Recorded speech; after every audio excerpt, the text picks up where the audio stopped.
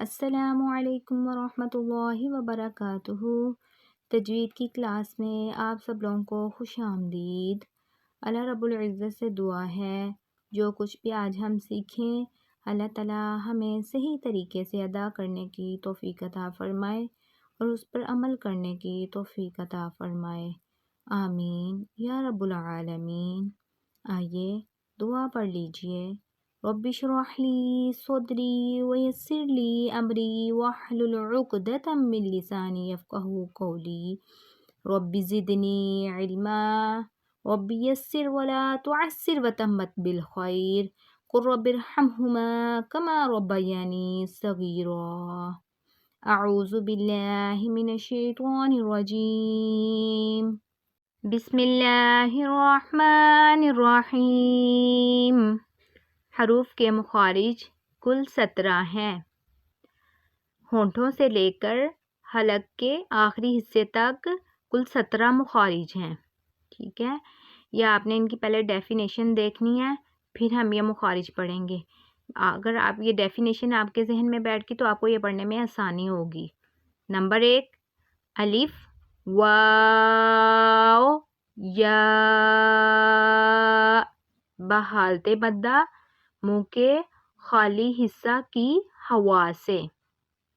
دیکھیں کہاں سے ادا ہو رہے ہیں، بحالت مدہ منہ کے خالی حصہ کی ہوا سے۔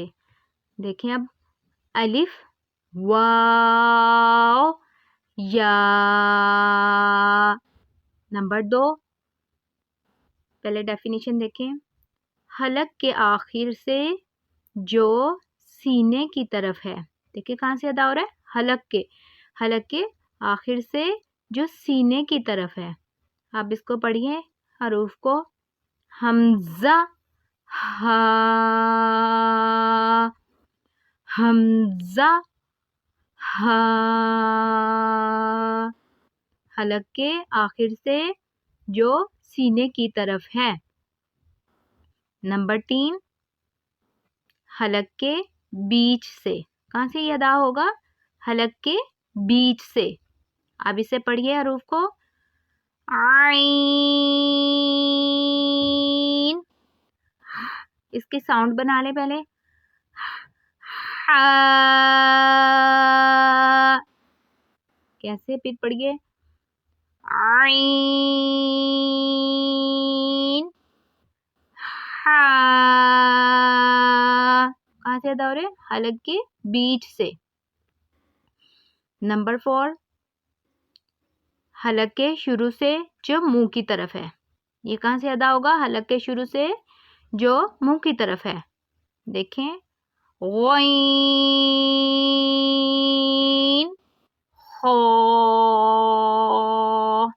یہ موٹے حروف بھی ہیں، ٹھیک ہے؟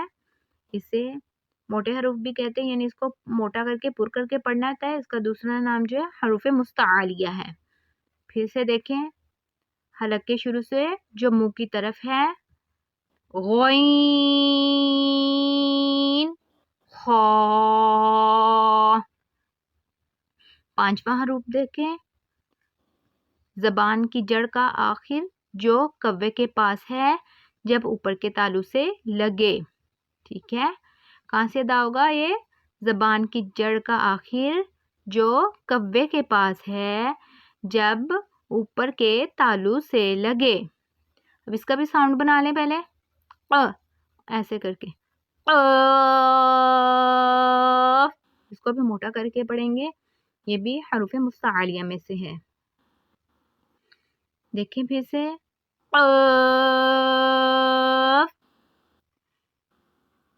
زبان کی جڑ کا آخر جو کوے کے پاس ہے جب اوپر کے تالو سے لگے۔ چھٹا مخارج دیکھیں، اسی جگہ سے لیکن ذرا منہ کی طرف ہٹ کر، اسی جگہ سے لیکن ذرا منہ کی طرف ہٹ کر، کیسے، کاف، کاف۔ آج کے لیے اتنا ہی سبق کافی ہے، آپ نے اس کی اچھی طریقے سے پریکٹس کرنی ہے، انشاءاللہ اللہ تعالی ہمارے ذہن اور سینوں میں بٹھائے۔ آمین۔